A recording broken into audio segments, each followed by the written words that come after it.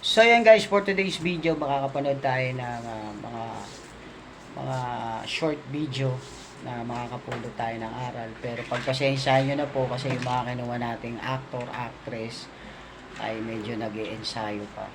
Pa-practice pa natin. Pero I hope you like this at makapulot sa inyo ng aral. So yun lang guys, this is it, Pansel. Saan kaya si Bebang? Kanina ko pa hinahanap yun.